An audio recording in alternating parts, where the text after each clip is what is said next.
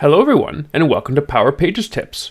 My name is Nicholas Hayduk, and this is tip number 285, Automatic Cache Invalidation.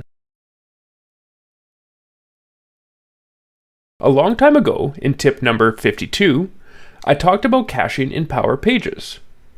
When discussing invalidating the cache, the focus has usually been on methods to do it manually, like the preview button in the Design Studio, or the clear cache button on _services/about.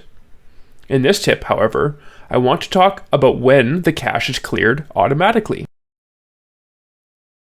Before we dive into the details, don't forget to subscribe to the Engineered Code YouTube channel for our weekly tips, monthly community calls, and lots of other Power Pages and Power Platform content. People usually run into caching headaches on Power Pages when updates are made to Dataverse data without going through the site.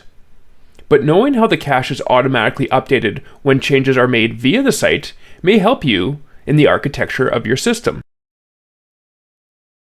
According to the Microsoft documentation, in addition to the manual methods of clearing the cache for a specific table is cleared when a row for that table is created, updated, or deleted via the Power Pages site, or when one of those operations is performed for a row in a related table.